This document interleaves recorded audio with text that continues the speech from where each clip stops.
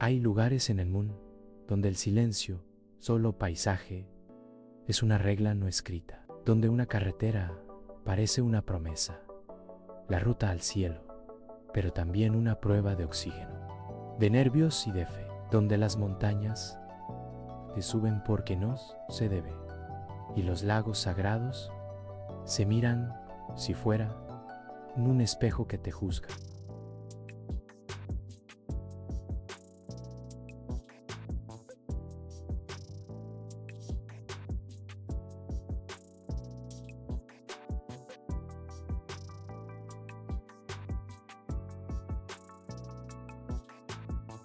Hoy, saber el Tíbet real y nunca aparecen clips rápidos, lo que existe detrás de las banderas de oración, los monasterios colgados y la calma perfecta, y porque esa calma a veces pesa como una presión pecho.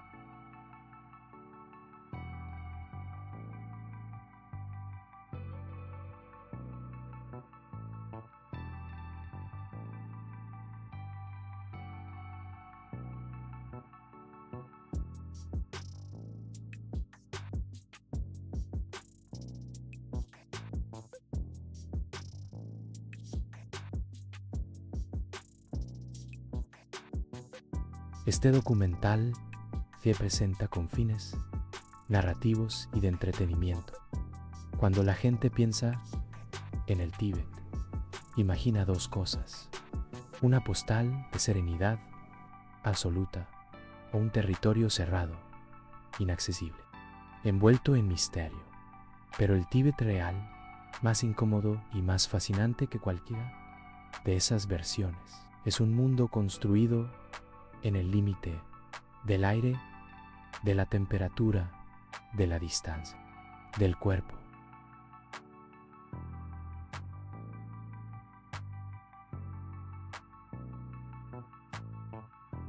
Y también en el límite de lo visible, lo que se puede filmar, lo que se puede decir, lo que se intuye, los gestos, en los rituales, en la manera en que las personas caminan sin prisa, como si la prisa fuera una falta de respeto.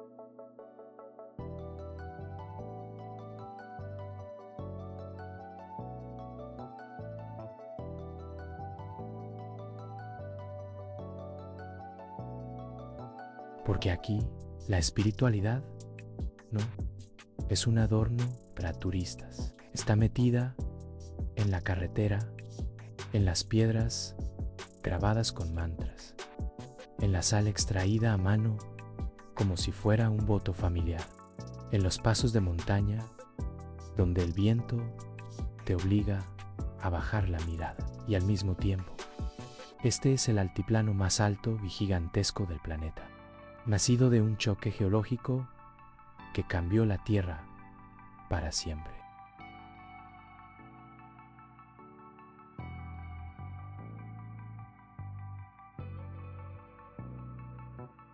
En este viaje vamos a entrar por el este, donde 3 ríos gigantes corren paralelos como cuchillas en la roca. Vamos a seguir la ruta que antes cruzaban caravanas y hoy atraviesan motores. Y terminaremos en la capital espiritual, donde la fe se mueve, círculos, y el incienso parece sostener el cielo. Pero antes, necesito que te comprometas con algo. Suscríbete ahora, porque así ayudas a que Viaje Secretas siga creciendo con documentales como este. Y dime comentarios, ¿desde qué ciudad y país estás viendo el video? El nacimiento del techo y la puerta oriental.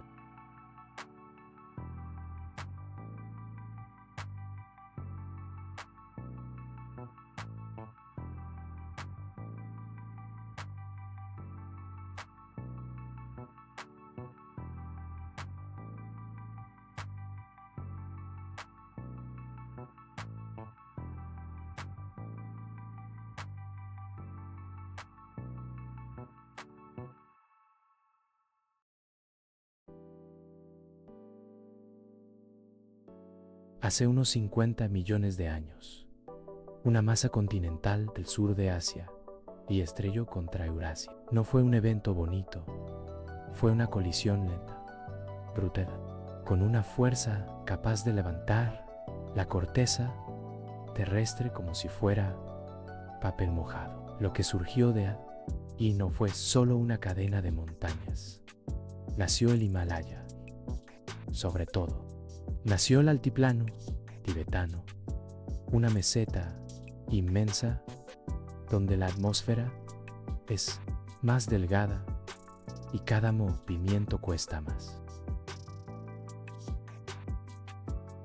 Ese origen no es poesía, es geología pura y explica por qué el Tíbet se siente como otro planeta.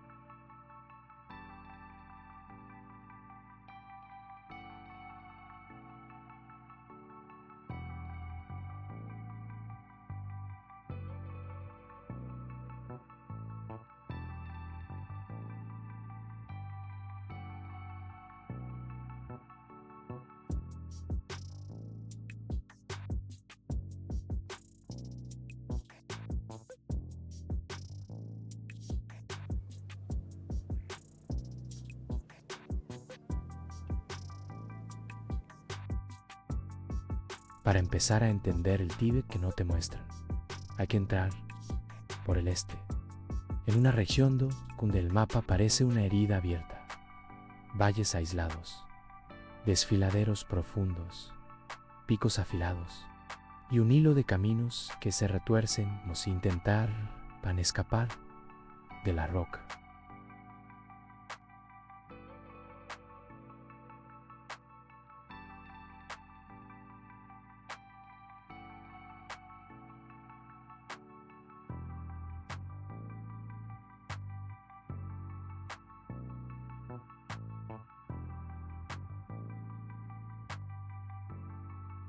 En el área de Chamdo, cerca de la zona conocida por el fenómeno de los 3 ríos paralelos, grandes sistemas fluviales asiáticos avanzan en líneas casi vecinas durante tramos enormes, tallando gargantas imposibles y creando barreras naturales que durante siglos separaron pueblos, dialectos y tradiciones.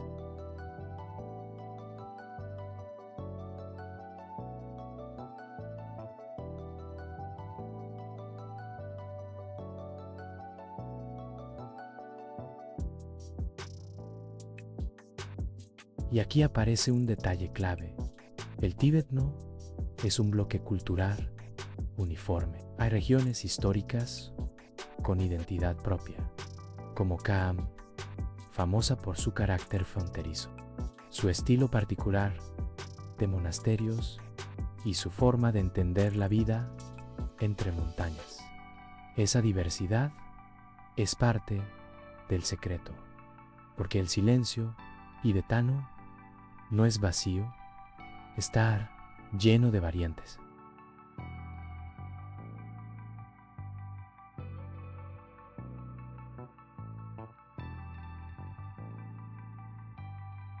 Durante siglos, por estas tierras, empezó a circular una arteria antigua. La ruta del té y los caballos. No era una carretera, era una red de pasos de altura y trayectos lentos, donde caravanas intercambiaban té prensado por caballos y otros bienes, conectando mundos que parecían incompatibles. Y lo importante no era solo el comercio, con cada caravana viajaban historias, costumbres, técnicas, creencias. La ruta era, literalmente, una escuela ambulante de cultura. Hoy, en vez de caravanas, existe un símbolo moderno que atraviesa parte de esos paisajes: la Carretera Nacional 318, una de las rutas más largas y míticas de China, que cruza miles de kilómetros desde la costa oriental hasta las puertas del Himalaya. Y su tramo tibetano se volvió leyenda, no solo por lo bello, sino por lo extremo.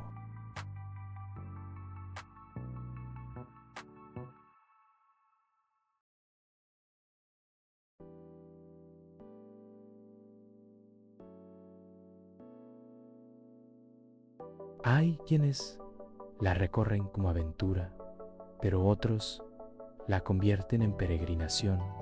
Caminar, girar ruedas de oración, detenerse frente a piedras talladas con mantras, como si el viaje fuera una manera de corregir algo por dentro. Y ahí, donde el Tíbet deja de ser un paisaje y se vuelve un método, te obliga a ir despacio, a escuchar tu respiración, a entender que el cuerpo manda.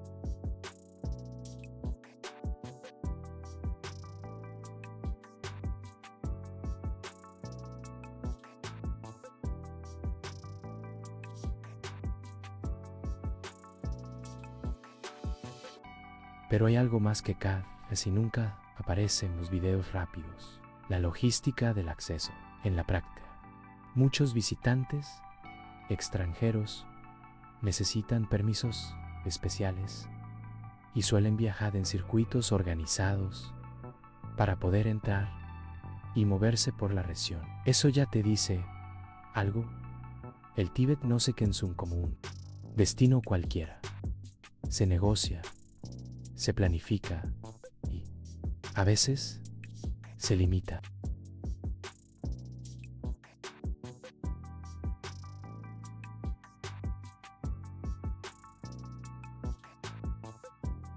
Y ahora viene lo inquietante.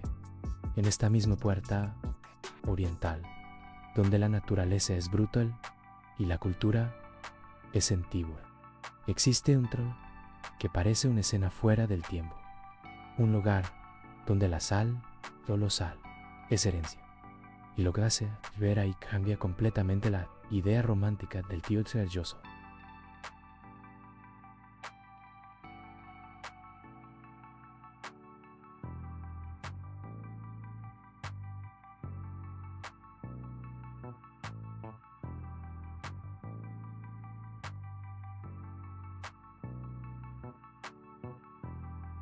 La sal sagrada, las curvas del miedo y el monasterio en la roca, en el valle del río Lancam, el mismo que más lejos se convierte en el Mekong. Existe un paisaje que parece una ilusión geométrica, terrazas de sal, pegadas a un acantilado de roca rojiza, como si alguien hubiera tallado escalones para que el sol trabajara. Son las salinas de Yanjin, en el área de Markham, y se cree que llevan más de 1000 años produciendo sal con métodos manuales.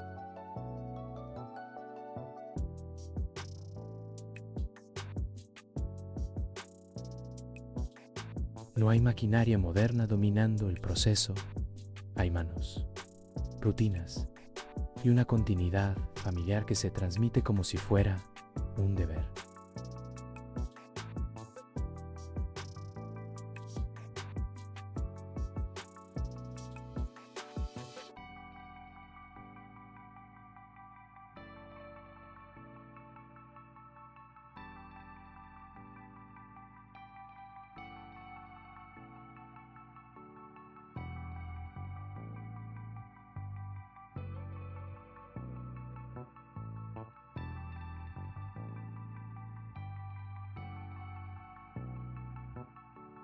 Aquí la sal sale del río como tal, sino de manantiales salinos, y alrededor del inicio de temporada se mantienen rituales locales, no como espectáculo, sino como recordatorio de que en muchas comunidades tibetanas el trabajo no está separado de lo sagrado. La idea es simple y fuerte. Lo cotidiano también acumula significado, y por eso, cuando cae el sol, las terrazas brillan en tonos rosados y blancos, y la escena parece demasiado hermosa para algo tan duro.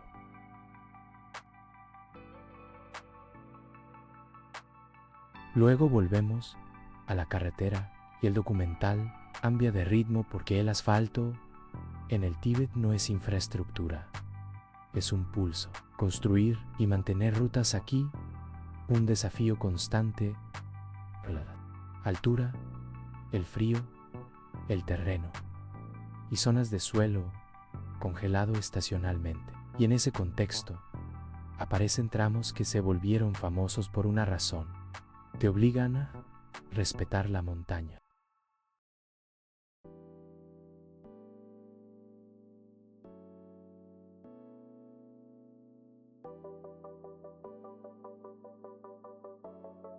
Uno de esos tramos son las llamadas 72 curvas del Valle del Nújian, una serie de giros cerrados que descienden como una espiral tallada en la ladera. En muchos relatos de viajeros se describe como una sección que pone a prueba la concentración, niebla, precipicio y una sensación de fragilidad humana frente a la roca.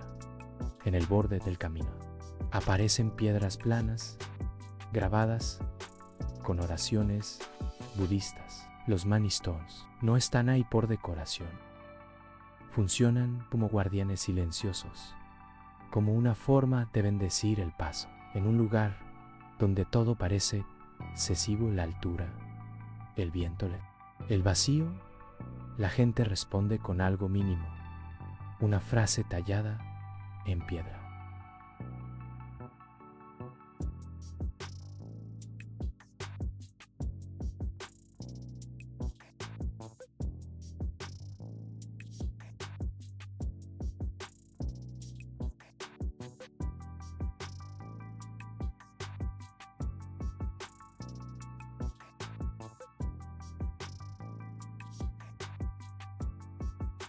Y si te desvías de la ruta principal, el Tíbet se vuelve todavía más extraño.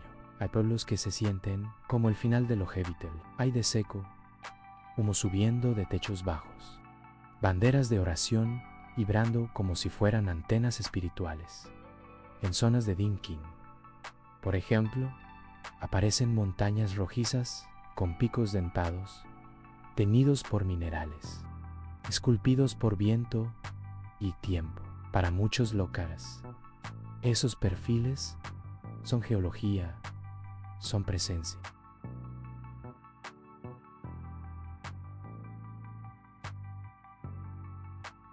Hay quien habla de espíritus guardianes. Hay quien cree ver rostros de deidades en la roca.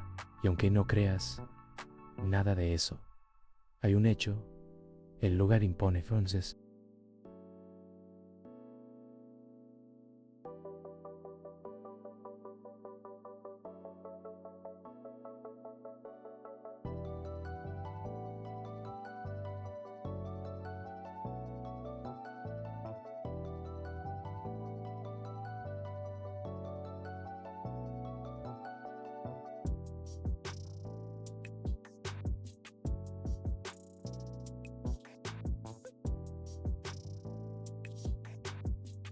en ese escenario aparece un monasterio, ese desafiar la lógica.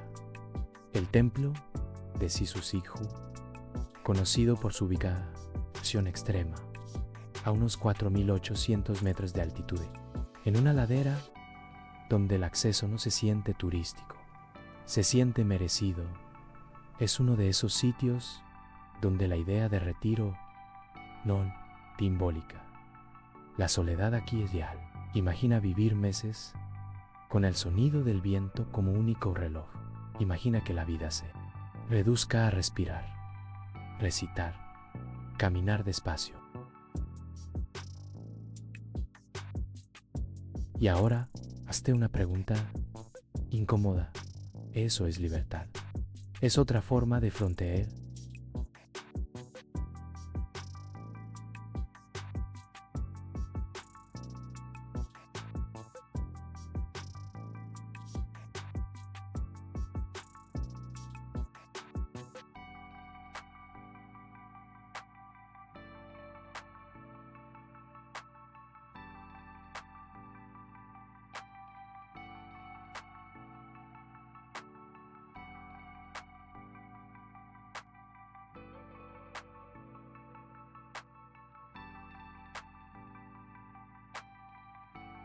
porque el Tíbet funciona así, te seduce con la espiritualidad, pero también te confronta con límites. Y justo cuando crees que todo va a ser roca, frío y altura, el documental da un giro inesperado. Descendemos hacia una región donde el Tíbet parece otra cosa, más verde, más húmedo, casi irreal. Un lugar apodado por algunos como la Suiza tibetana. Y lo que esconde ahí es uno de los cañones más profundos del planeta.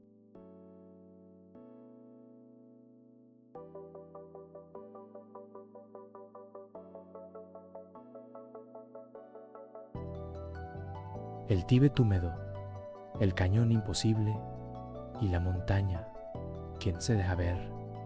De pronto, la imagen cambia. El Tíbet no siempre es un desierto de altura. En el sureste, en áreas como Ningche, la altitud baja lo suficiente para que el paisaje que ablande bosques densos, valles con humedad, ríos que no parecen de meseta y una sensación extraña de estar en un cruce de mundos. Aquí conviven, estas alpinas con vegetación que, en otro contexto, asociarías a son subtropicales. Y en medio de esa mezcla, aparece una grieta gigantesca, el Gran Cañón del Yar Luntesangpo, descrito en múltiples referencias como uno de los cañones más profundos del mundo, con cifras que suelen superar los 5.000 metros de profundidad en sus tramos más extremos. Es un lugar donde el río se encierra entre paredes brutales y el terreno se vuelve tan remoto que, por momentos, parece que la naturaleza todavía manda sin permiso.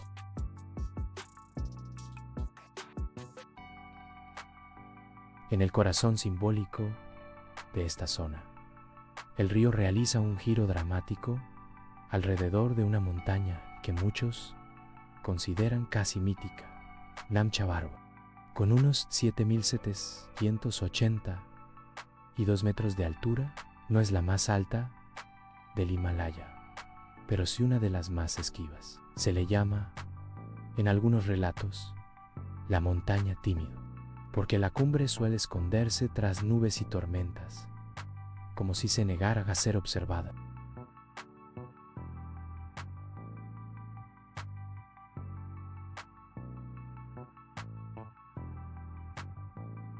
Y aquí el documental entra en un terreno delicado, donde se mezclan creencias, paisaje y percepción. En la tradición tiene ciertas montañas son más que montañas, son entidades, umbrales, lugares donde lo visible y lo invisible negocian.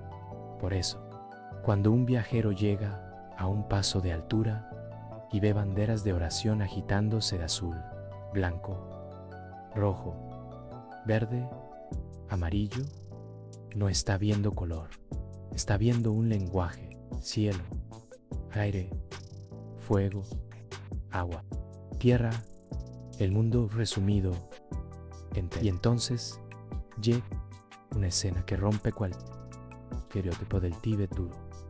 A finales de marzo y principios de abril, en ciertos valles, florecen melocotoneros y el paisaje se tiñe de rosa bajo montañas nevadas. La imagen es casi absurda: flores delicadas frente a paredes de roca gigantes. Dura poco, pero precisamente eso se vuelve más intensa, como si la naturaleza te dijera: no te acostumbres, esto es un préstamo. Pero el Tíbet real y queda en lo bonito. La misma región que, pese amable, también es frágil. Deslizamientos, lluvias, cambios bruscos. Y esa fragilidad te devuelve a la idea principal del documental. La vida aquí siempre está negociando con el entorno.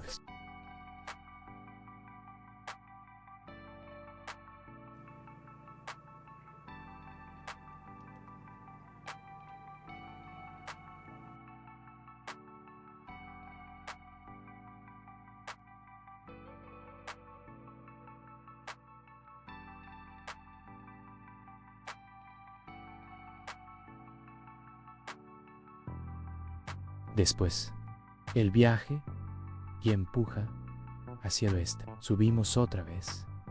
Életes, Jafina, las carreteras se vacían. Los horizontes se ensantan tanto que empiezan a dar miedo. Y así llegamos a una de las zonas más remotas del altiplano, la región de Negar y Ali, llamada a veces el techo del mundo por su altura y su aislamiento.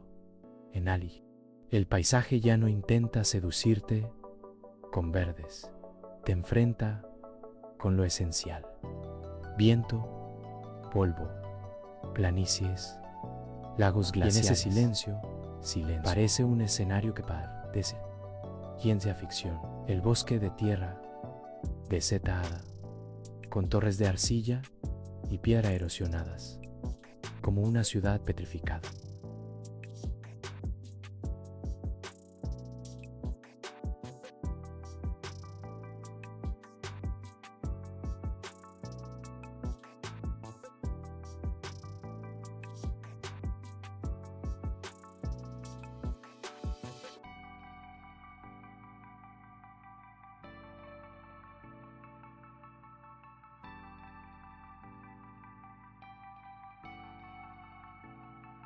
Y justo ahí, entre formaciones surrealistas, sería una de las preguntas más incómodas de todo el viaje. ¿Cuántas civilizaciones pueden desaparecer en un lugar así y que, reducidas a ruinas, que el viento aprende a pronunciar? Porque lo siguiente no solo geología.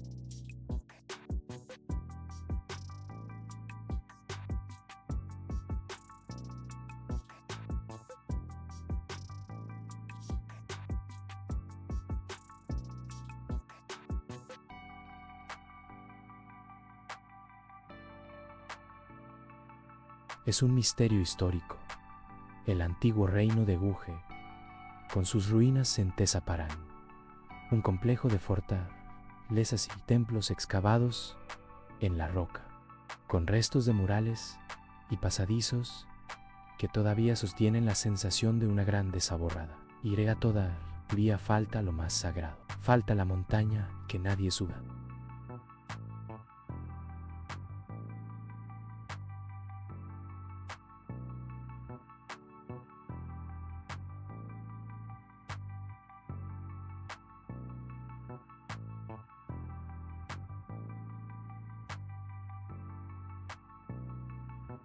Kailash, el lago espejo y la tierra, donde el cuerpo aprende mirad. Hay montañas famosas por ser altas, y hay una montaña famosa por ser intocable, el monte Kailash, de unos 6.638 metros. Aquí la altura es importante, pero lo que realmente pesa es el significado para budistas tibetanos, para el hinduismo, para el jainismo y para la tradición Bon. Kailash es un centro espiritual, el eje donde el mundo interior y el exterior se cruzan.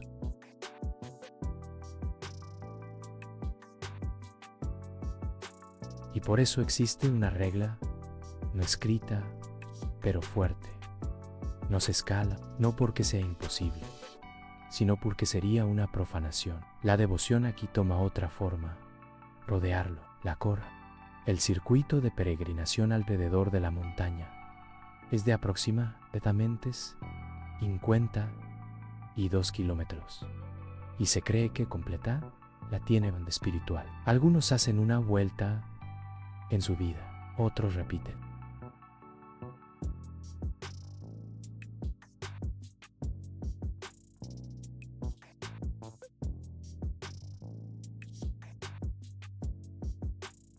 Y hay quienes avanzan con postraciones completas, midiendo el camino con el cuerpo, paso a paso, como si la distancia transformara en significado. Muy cerca está el lago Manasarovar, considerados sagrado y asociado a rituales de purificación varias tradiciones. La idea no es bañarse por turismo, es tocar el agua como si fuera un espejo moral, como si el lago te devolviera algo que no sabías que estabas cargando.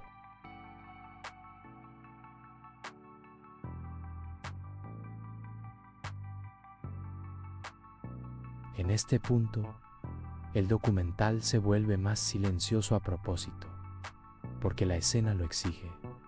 Viento fino, orillas amplias, banderas de oración golpeando el aire, y una sensación de estar lejos de todo, incluso de ti mismo.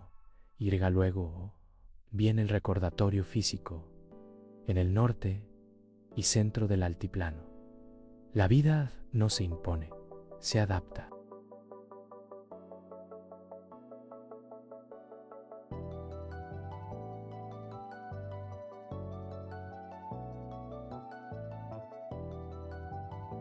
Aquí aparecen las grandes planicies del Changteng, una de las zonas más remotas y duras del Tíbet, donde el clima puede cambiar y donde el paisaje se siente infinito. En estas regiones, los nómadas siguen rutas estacionales con yaks, levantando tiendas de lana, manteniendo una forma de vida que depende de entender el viento mejor que cualquier aplicación.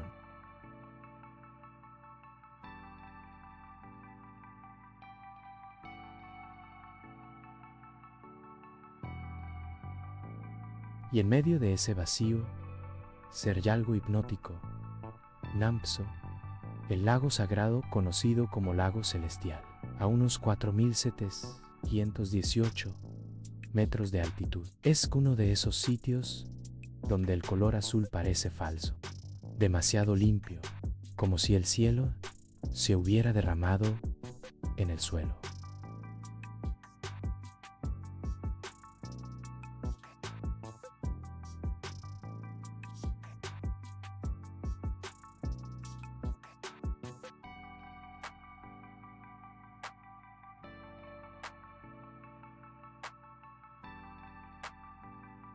Aquí, otra vez, el movimiento es circular. Peregrinos recorren orillas, buscan limpieza kármica, repiten mantras. Y tú, como espectador, empiezas a entender algo.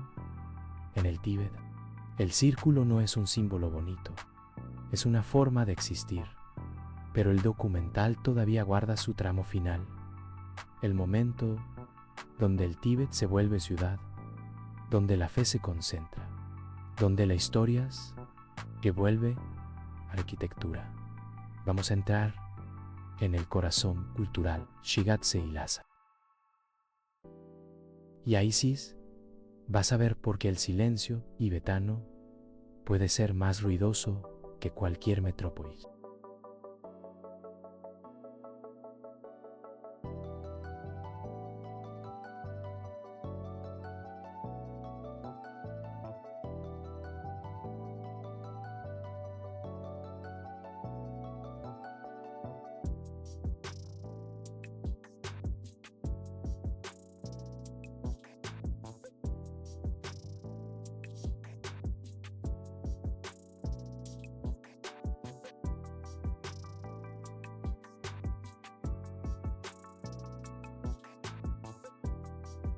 Lhasa, el círculo final y lo que detrás del silencio. Cuando te acerques a Shigatse, el Tíbet muestra su cara institucional, monasterios enormes, jerarquías religiosas, peregrinación organizada. Tasilumpo, fundado en 1447, es uno de los centros más importantes y está ligado históricamente a la figura del Panchenot.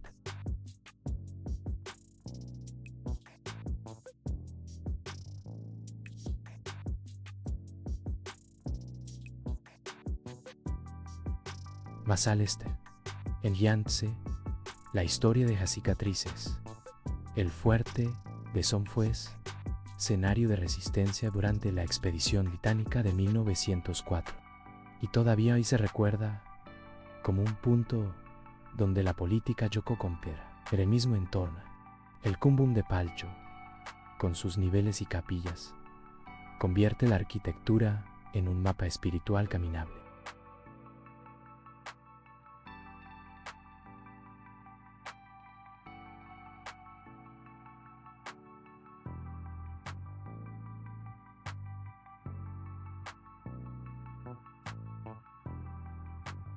Y finalmente llegamos a Lhasa, el lugar de los dioses.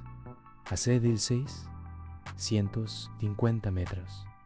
La ciudad es alta, pero lo que la hace distinta no es la altitud, es el ritmo. El circuito del Barcor se mueve como un río humano. Ruedas de oración, mantras, pasos repetidos. Y en el centro, el Yakhen, considerado el templo más sagrado del Tíbet, con origen en el siglo VII. Sobre el Orite domina el Potala, una fortaleza de fe ligada a los Dalai Lamas y convertida en símbolo absoluto. Su construcción principal data del siglo XVII, y verlo te hace entender por qué en el Tíbet el Pte y lo sagrado históricamente caminaron juntos.